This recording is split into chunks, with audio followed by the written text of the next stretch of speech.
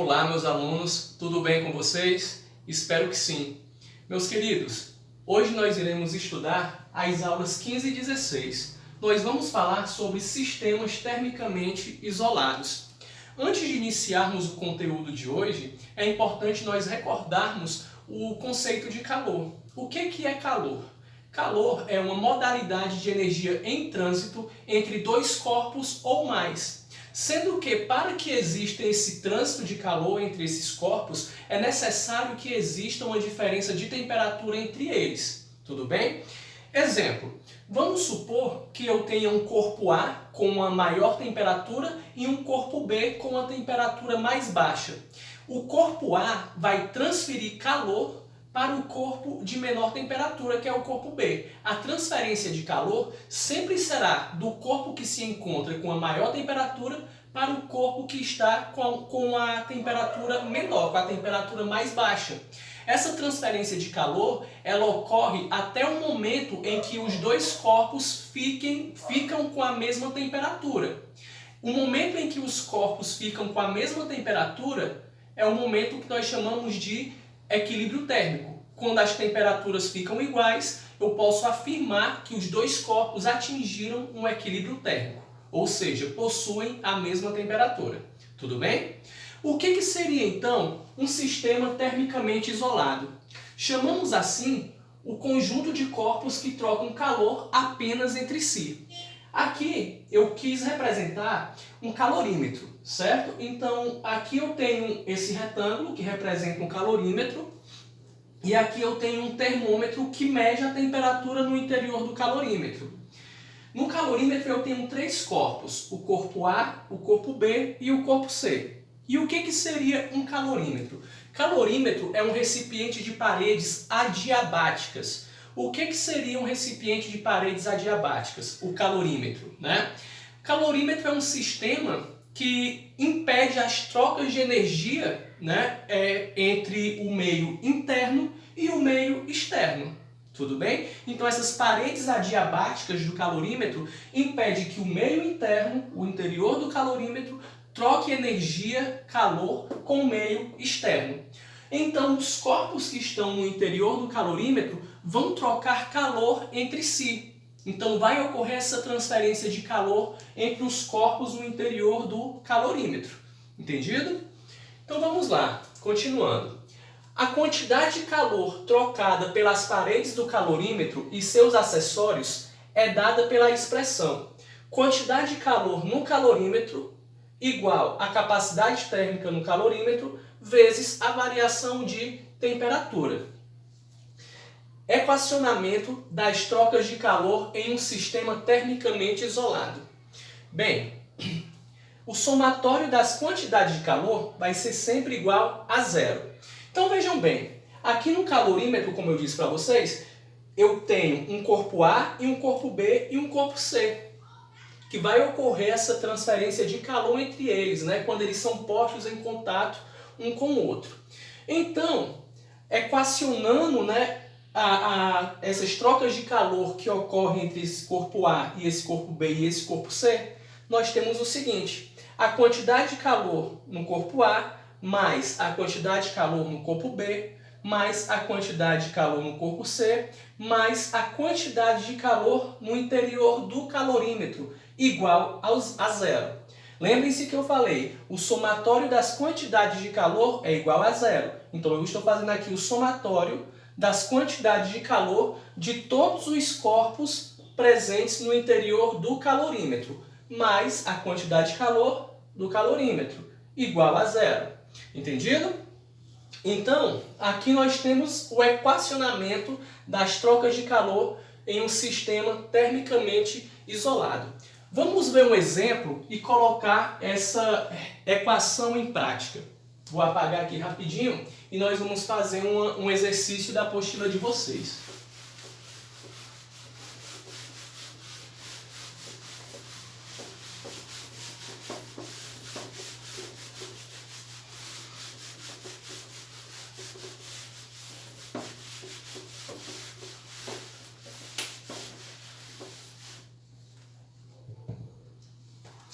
Então, meus queridos alunos, na página 189 da apostila de vocês, nós temos um exercício, a questão 1, que é uma questão do Enem. Vamos responder essa questão. Fala o seguinte, vou ler aqui rapidinho para vocês. Aquecedores solares usados em residências têm o objetivo de elevar a temperatura da água até 70 graus Celsius. No entanto, a temperatura ideal da água para um banho é de 30 graus Celsius. Por isso, deve-se misturar a água aquecida com a água à temperatura ambiente de um outro reservatório, que se encontra a 25 graus Celsius. Qual é a razão entre a massa de água quente e a massa de água fria na mistura para um banho à temperatura ideal? Então, olha só, é importante nós anotarmos os dados que a questão nos oferece e o que a questão está pedindo. Então, primeiro, foi dito o quê? Que aquecedores solares usados em residências têm o objetivo de elevar a temperatura da água até 70 graus Celsius. Então, a água aquecida, eu vou chamar a água de H2O, que é a fórmula dela. A água aquecida possui uma temperatura de 70 graus Celsius.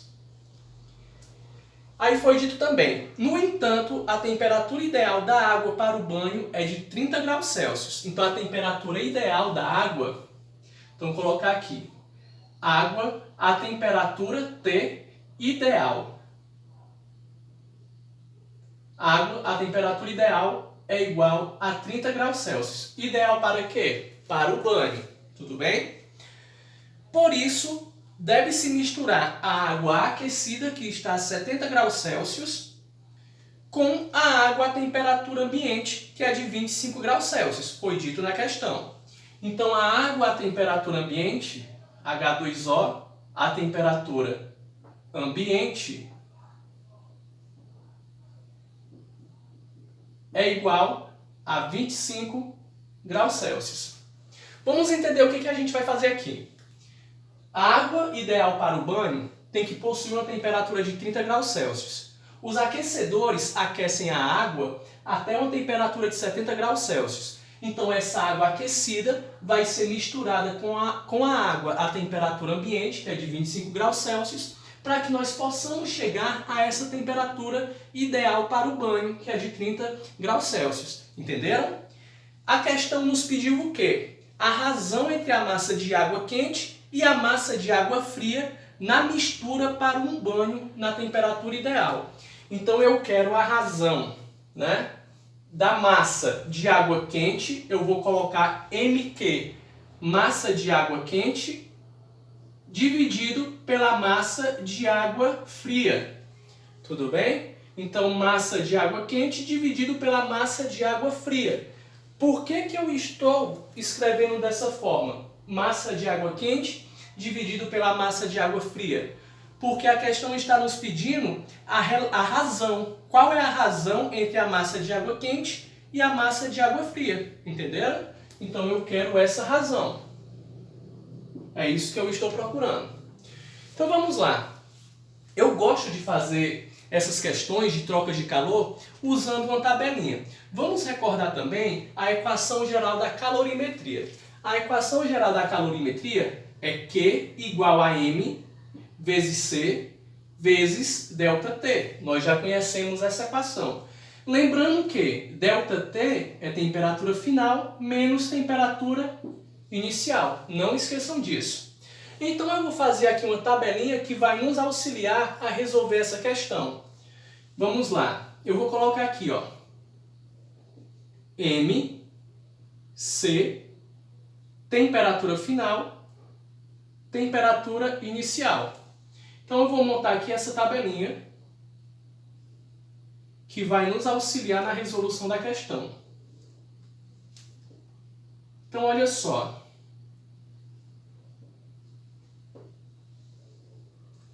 Aqui eu vou colocar, ó, H2O quente, Q de quente, tudo bem? E H2O F de frio. Então, água quente, água fria. Então, ó, a água aquecida 70 graus Celsius, então água quente. E a temperatura ambiente é a água fria, H2OF, que eu chamei. Tudo bem? Bem, a questão está nos pedindo a massa de água. Então, eu não tenho os valores de M. Não tenho. Então, eu vou chamar aqui, ó, massa de água quente. Então, eu vou colocar MQ, massa de água quente, e massa de água fria. Vamos colocar Qzinho maiúsculo aqui. Então, massa de água quente, massa de água fria. Tudo bem?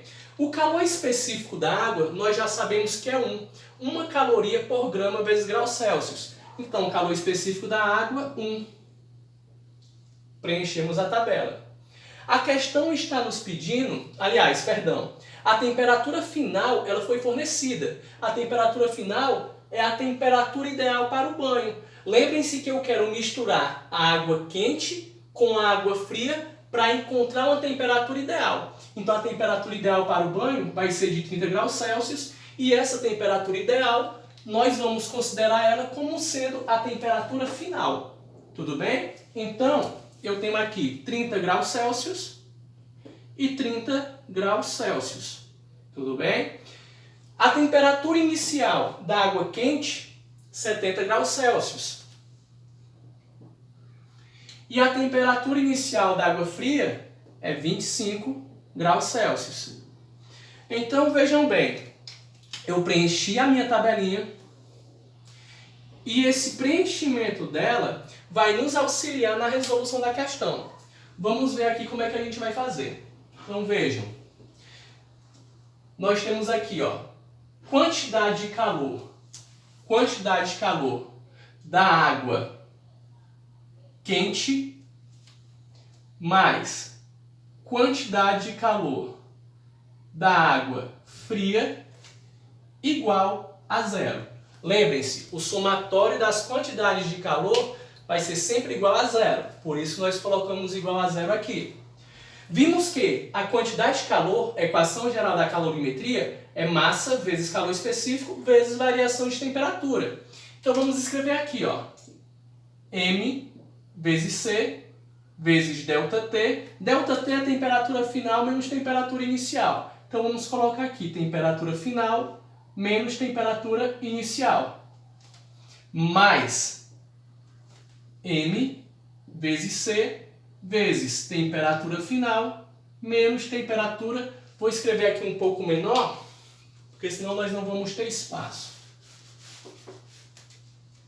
Então olha só, vou fazer aqui de novo. Então, ó, M vezes C vezes temperatura final menos temperatura inicial.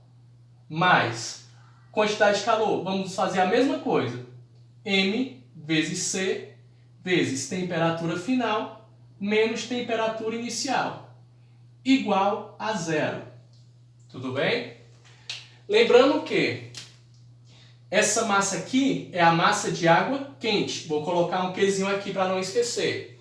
Temperatura final menos temperatura inicial da água quente. Não esqueçam. Esse M aqui é a massa da água fria. E aqui temperatura final menos temperatura inicial da água fria. Tudo bem? Água fria, não esqueçam disso. Coloquem esses índicezinhos aqui para não esquecerem. Então, gente, agora é só substituir os valores da tabela na equação que nós montamos. Vamos lá? Então, ó, a massa de água quente é o que nós estamos procurando. Perdão, nós estamos procurando a razão entre a massa de água quente e a massa de água fria. Tá? Então, eu não tenho esse valor. Então, vamos colocar aqui, ó, massa de água quente, Qzinho, vezes o calor específico da água é 1, vezes temperatura final menos temperatura inicial. Então, olha só, a temperatura final da água quente é 30, vamos colocar aqui entre parênteses, 30, menos a temperatura inicial é 70, mais a massa de água fria nós não temos, então repete, MF, vezes o calor específico da água é 1, vezes temperatura final da água fria agora. Temperatura final, TF, é 30, menos a temperatura inicial, que é 25, igual a 0.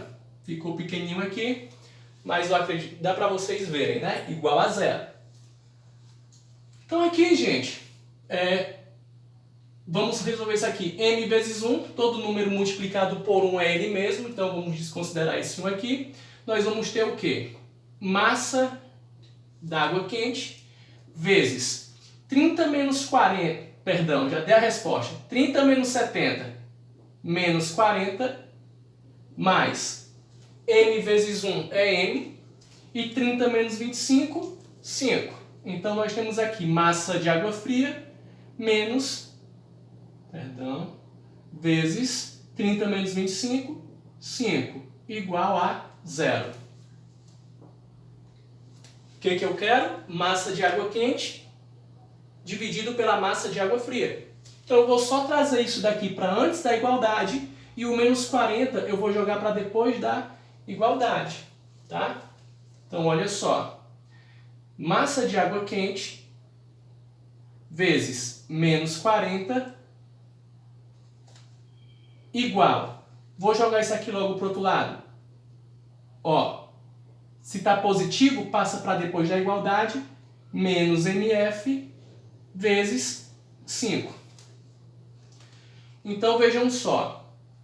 Aqui eu posso multiplicar por menos 1 para acabar com esse valor negativo.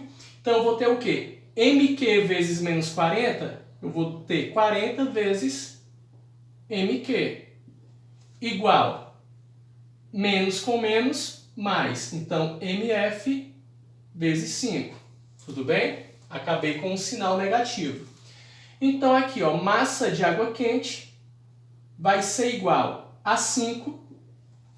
Esse MF que está multiplicando, eu jogo para antes da igualdade, dividindo.